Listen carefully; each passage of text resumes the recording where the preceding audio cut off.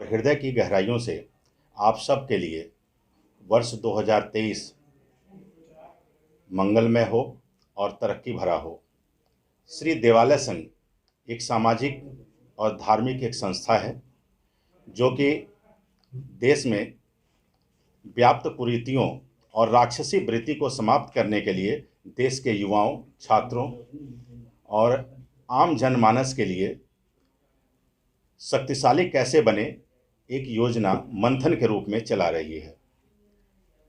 इनके बारे में बहुत संक्षिप्त में परिचय देते हुए बताऊंगा कि विश्व की सबसे बड़ी ऑर्गेनाइजेशन जो कि जापान से संचालित है, इनके बारे में बताया कि बौद्धिक क्षमता डेमोग्राफी एक विधा होती है जिसमें अंदर जांच करके बताया कि बौद्धिकता में नंबर 1 विश्व के अंदर में बौद्धिक व्यक्तित्व के अंदर में जिन्हें माना है और जिसे प्रमाणित भी किया।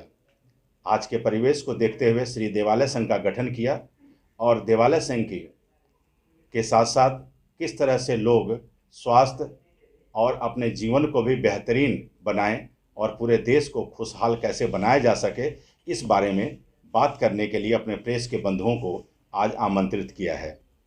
तो मैं आग्रह करूंगा कि श्री देवालय संघ के जो चेयरमैन और मार्गदर्शक हैं वो आप सभी पत्रकार बंधुओं का अभिनंदन करते हुए बताएंगे कि श्री देवालय संघ किन किन मुद्दों पर, किन किन विषयों पर कार्य कर रहा है और आगे भविष्य में क्या क्या योजनाएं हैं।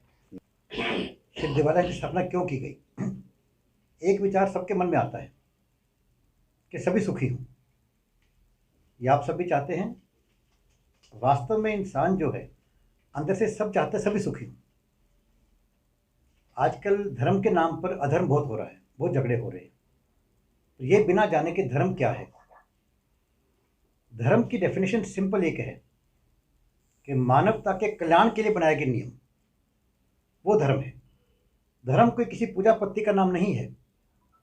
जैसे देश का संविधान होता है कि देश के कल्याण के लिए बनाए गए नियम संविधान, ऐसे ही मानवता के कल्याण के लिए बनाए गए नियम धर्म। धर्म ना कभी लड़ाता है। धर्म इंसान को इंसान से जोड़ता है, धर्म इंसान को भगवान से जोड़ता है। तो धर्म के नाम पे झगड़ा हो ही नहीं सकता। जो कर रहा हो वो धार्मिक तो बिल्कुल नहीं हो सकता। तो श्री देवालय संघ की स्थापना क्यों की गई, विचार क्यों आया कि सभी सुखी हम कैसे हों। आम तौर पे कहते हैं कि पहला सुख निरोगी काया, दूसरा सुख घर में माया। आपका स्वास्थ्य ठीक है लेकिन घर में गरीबी है तो हम सुखी नहीं रह सकते। धन से सुख हो चाहे ना हो, लेकिन निर्धनता में दुख है, इसके बारे में कोई इनकार नहीं कर सकता। और विशेषकर जिसने निर्धनता देखी हो वो जानता है उस दुख को। मैंने तो भाई गरीबी भी देखी है और गरीब लोगों को भी देखा है। मैं पहले बैंक मैनेजर रहा हूँ, गांव के अंदर बहुत गरीब लोगों के बीच में काम किया है, और पंजाब में जब आतंकवादी बहुत था तब भी काम किया है मैंने। लेकिन घर में माया भी आ गई और स्वास्थ्य भी ठीक है, आपस में घर में प्रेम ना हो, झगड़ा हो पति पत्नी का, बाप बेटे का, भाई भाई का, तो भी हम सुखी नहीं रह सकते। आपस में प्रेम भी आवश्यक है। और लेकिन प्रेम भी हो गया हो घर के अंदर, आपके मोहल्ले में पड़ोस में कुछ बदमाश लोग रहते हो, राक्षसी वृत्ति के लोग रहते हो, आते जाते बहन बेटी को छेड़ते हो, आते जाते आपको लूटने की कोशिश करते हो, क्या आप सुखी रह पाओगे? बिल्कुल नहीं रह पाओगे। उस राक्षसी वृत्ति को भी समाप्त करने की आवश्यकता है। समय समय के ऊपर राक्षसी वृत्ति सिर उठाती रही है, समय समय के ऊपर संत महात्मा आते रहे हैं, भगवान ने अपने कुछ नुमाइंदे भेजे हैं जो राक्षसी वृत्ति को समाप्त करने के लिए विभिन्न साधनों द्वारा उन्होंने समाप्त किया है उनको। तो यही श्री देवालय संघ की आवश्यकता महसूस हुई कि हम शांति की बात करें, अहिंसा की बात करें, धर्म की बात करें, लेकिन बिना शक्तिशाली हुए हम राक्षसी वृत्ति को समाप्त नहीं कर सकते। प्रेम आपस में कैसे हो? मोस्टली लोग आजकल आरोग्य के पीछे लगे हुए हैं, योग करो, पार्कों में क्लास लेते हैं, धन की बात भी करते हैं, लेकिन आपस में प्रेम कैसे हो? संस्कार और संस्कृति ये दो चीज़ें हैं जो आपस में प्रेम पैदा करती हैं, व्यक्तियों के अंदर, परिवार के अंदर या समाज के अंदर। और शक्तिशाली बनकर राक्षसी वृत्ति को समाप्त करने के अलावा कोई उपाय नहीं है। यदि राक्षसी वृत्ति किसी और उपाय से समाप्त होती तो विभिन्न महापुरुषों को हथियार नहीं उठाने पड़ते। अहिंसा परम धर्म है, लेकिन अधूरा वाक्य है। अहिंसा परमो धर्म है, धर्म हिंसा तदैव जय। धर्म की रक्षा के लिए की गई हिंसा अहिंसा से भी उत्तम धर्म है। लेकिन धर्म क्या है? ये कोई पूजा पद्धति का नाम धर्म नहीं है। मानवता के कल्याण के लिए बनाए गए नियम धर्म है। तो जो भी शक्तियाँ, जो भी व्यक्ति मानवता के कल्याण के विपरीत काम करता हो, मानवता के हानि के लिए कार्य करता हो, उसका विनाश अति आवश्यक है। इसलिए श्री दिवालय संघ ने एक बीड़ा उठाया। भगवान की प्रेरणा से ये संघ बना। आज कई हजार लोग हमारे से जुड़ चुके हैं और हम डिफरेंट जगह के ऊपर कहते हैं सबको कि जुड़िए और आपस में मंथन कीजिए, मीटिंग कीजिए कि संस्कार कैसे आए। संस्कार क्या होते हैं? व्यक्तिगत व्यवहार, व्यक्ति का सुंदर व्यवहार, व्यक्ति का आत्मीयतापूर्ण व्यवहार, व्यक्ति का प्रेम और मानपूर्ण व्यवहार संस्कार हैं। और संस्कृति सामाजिक व्यवहार, जो समाज में मिलकर करते हैं। जितने त्यौहार हैं समाज के लिए, संस्कृति को बचाने के लिए, वो सब आपस में प्रेम पैदा करने के लिए, उमंग पैदा करने के लिए हैं। तो संस्कार और संस्कृति की बात करें और फिर हम आपस के अंदर शक्तिशाली बनने की बात करें। शक्तिशाली कैसे बनता है व्यक्ति? दो ही साधन है इसके, आत्मबल से और संगठन से। आत्मबल ना हो तो कितने हथियार पास में हो, आप कुछ नहीं कर सकते। आत्मबल आवश्यक है। आत्मबल कब आएगा हमारे अंदर? जब हमें मालूम पड़ेगा हम किसकी संतान है। यदि एक शेर के बच्चे को बचपन के अंदर भेड़ों में छोड़ दिया जाए तो बड़ा कोई भेड़ की तरह व्यवहार करता है, वो शेर की तरह नहीं करता। उसे बताना पड़ता है कि भाई तू शेर का संतान है, हम परमपिता परमात्मा की संतान है जो सर्वशक्तिमान है। हम कमज़ोर कैसे हो सकते हैं? आत्मबल पैदा करना पड़ेगा अपने को। और संगठन के द्वारा सूत के धागे भी रस्सी बन जाएं तो हाथी को बांध सकते हैं। मक्खियाँ टूट पड़े। अभी अखबार में पढ़ा था कि यूपी के गांव के अंदर मक्खियाँ बहुत ज़्यादा हो गई तो वहाँ लोग रिश्ते नहीं करते, कुछ तलाक हो गए क्योंकि मक्खियाँ वहाँ पर सबको परेशान कर रही हैं। और मक्खी से मधुमक्खी हो तो कि बड़े से बड़ा व्यक्ति भी, बड़े से बड़ा कोई प्राणी भी, हाथी हो, अजगर हो, कोई हो, उन मक्खियों का मुकाबला नहीं कर सकता संगठित हो तो अपनी शक्ति की बात कम है, संगठन की बात ज़्यादा है। संगठन से शक्ति बनती है, आत्मबल से ही व्यक्ति शक्तिशाली बनता है। तो मैं किसी धर्म की बात नहीं कर रहा। रावण हिंदू था, ब्राह्मण था, लेकिन राक्षसी वृत्ति आई तो उसको समाप्त करना पड़ा। खुद भगवान को जन्म लेकर, भगवान कोई मारने वाले नहीं है, वो तो करुणा के पुंज हैं। कंस में राक्षसी वृत्ति आई, दुर्योधन में राक्षसी वृत्ति आई, उनको भी समाप्त करना पड़ा। औरंगजेब में राक्षसी वृत्ति आई तो उसको भी हमें राक्षस के रूप में कहना पड़ा समाज के अंदर, वरना गुरु तेग बहादुर क्या कसूर था? ये किसी धर्म विशेष की बात नहीं है। शाह इमाम हुसैन को मारने वाले भी राक्षसी वृत्ति के लोग थे, ईसा मसीह को मारने वाले भी राक्षसी वृत्ति के लोग थे, सुकरात को जहर देने वाले, गैलीलियो को मारने वाले भी राक्षसी वृत्ति के लोग थे। ये किसी भी धर्म के मानने वालों को, किसी भी स्थान पर रहने वालों में राक्षसी वृत्ति हो सकती है। घर में पति पत्नी के अंदर भी जब राक्षसी वृत्ति होती है तो एक दूसरे को वो तरफा तरफा के मार देते हैं। राक्षसी वृत्ति की समाप्ति व्यक्ति के अंदर से, समाज के अंदर से करनी अति आवश्यक है। यदि हम चाहते हैं कि हमारा समाज सुखी रहे, हमारे आने वाली संतान सुखी रहे, तो यही हमारा ध्येय है। और इसी के लिए हम सबने आपको सांस्कृतिक नायक हमारे, हम डिफरेंट जगह के ऊपर धर्मशाला में, घरों में मतलब मीटिंग करते हैं, इन पर चर्चा करते हैं, बताकर अपने बारे में कि हमें ये काम करना है। हमारे हर महीने के अंदर एक बड़े कार्यक्रम भी होते हैं जिसमें 200, 400, 500 लोग भी आते हैं और हम उस कार्यक्रम के लोगों को बताते हैं। अभी हमारा स्कूलों में कार्यक्रम है कि बच्चों को बताएं कि हम सब एक हैं, अलग अलग नहीं हैं। भगवान एक बनाए थे हम लोग, ये इंसानों ने अपने स्वार्थ के कारण, अपनी राक्षसी वृत्ति के कारण हमको अलग अलग कर दिया है। कोई छोटा बड़ा नहीं है। गलत तो राक्षसी वृत्ति का व्यक्ति है, ठीक सात्विक वृत्ति का व्यक्ति है। कोई भी किसी से बाहरी दिखावे से कोई धार्मिक नहीं बनता। धार्मिक बनता है अंदर के व्यवहार से, अंदर के विचार से। जो सबकी, यदि कोई धार्मिक है तो सबके सुख की कामना करेगा, किसी एक बात की नहीं। राक्षसी वृत्ति क्या है ये जानना बहुत आवश्यक है। राक्षसी वृत्ति वाला कहता है कि मेरे हिसाब से चलो वरना मार दूंगा। एक ही बात बस। जंगल में ऋषि लोग हवन कर रहे हैं, रावण के राक्षस कहते हैं हमें पसंद नहीं है, मारेंगे तुम्हारे को। एक ही बात है और कोई इलाज नहीं। स्वार्थी सब होते हैं, बिना स्वार्थ के कोई काम नहीं होता।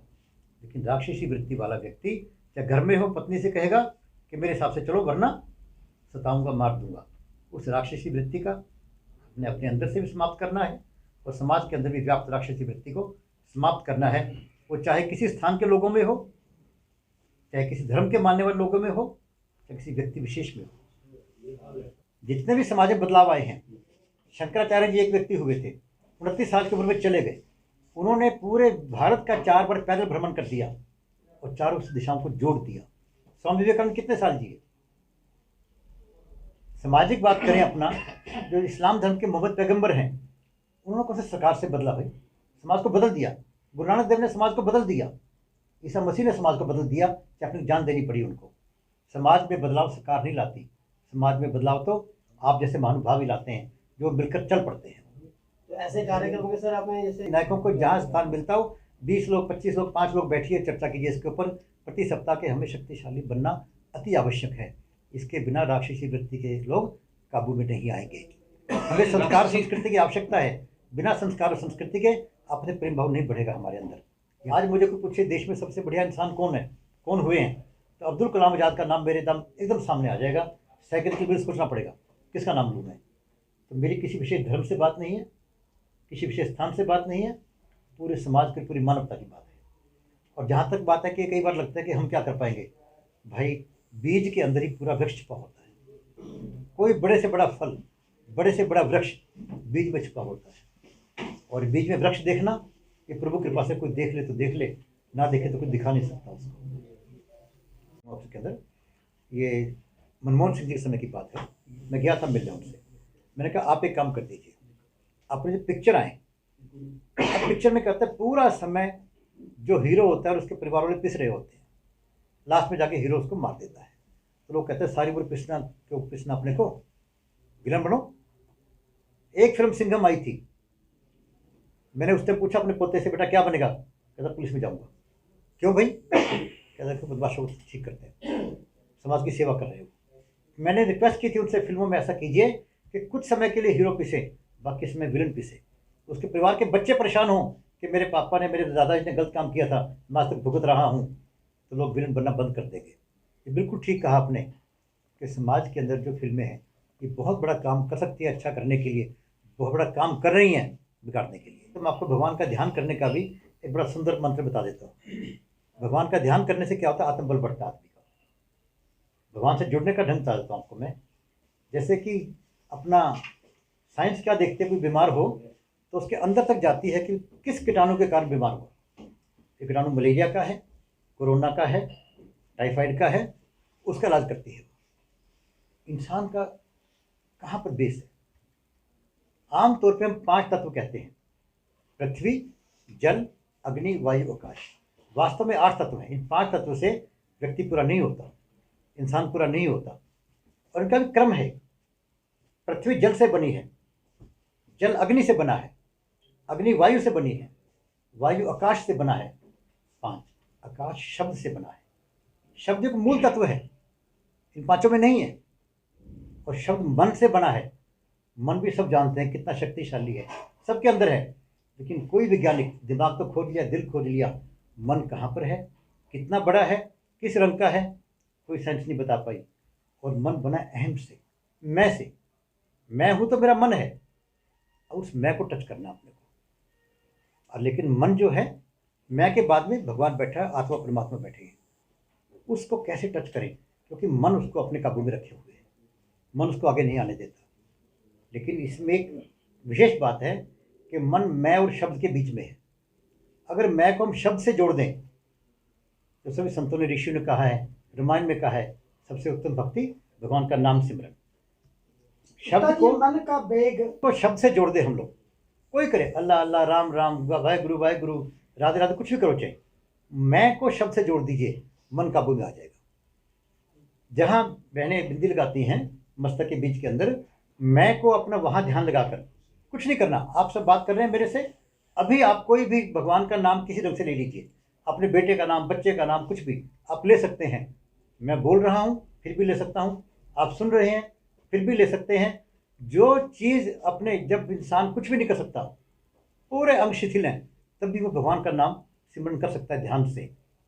वो करना शुरू कर दीजिए। जब करेंगे तो आपको धुन बन जाएगी। वो करके देख लीजिए आप जरा। जैसे 7 रंग के चक्र को घुमाएं तो एक रंग वाइट बन जाता है। जब शब्द को तेजी से करेंगे आप, वो धुन बन जाएगा, जो कहते हैं अनंतनाथ बजे बजे दिन राती। तो जैसे मोबाइल फ़ोन बिना किसी वायर के तार के नंबर ठीक को जुड़ जाता है, आप जब नाम सिमरन करेंगे तो आपको उस परम शक्ति से, जिसको कोई भगवान कहता है, परमात्मा कहता है, कोई नहीं मानता या कोई सुप्रीम पावर मानता है, उससे आप जुड़ जाएंगे। फिर आपके मन में वो विचार आएंगे जो आपने कोई ना पढ़े होंगे, ना देखे होंगे, ना सुने होंगे, वो आप सबके मन में आ सकते। जैसे तो हम हैं ही भाई। और विशेष खास बात है हमारे इंसान की, आम के बीज से आम बनता है, सेब के बीज से सेब बनता है, लेकिन भगवान ने इंसान के अंदर जो पूरे ब्रह्मांड के अंदर है, जो हम देख पाए या नहीं देख पाए, सुन पाए या नहीं सुन पाए, वो बीज रूप में हमारे अंदर भर दिया। इसलिए आज तक साइंस पूरी ना तो इंसान को पढ़ पाई, ना पूरे आसमान को पढ़ पाई। तो भगवान ने इंसान के अंदर बीज में सब कुछ भर दिया और आपको शक्ति दे दी। जिस मर्जी बीज को विकसित करके आप देवता बन जाओ, राक्षस बन जाओ, जैसे मर्जी बन जाओ। ठीक, थैंक यू सर, बहुत सुंदर।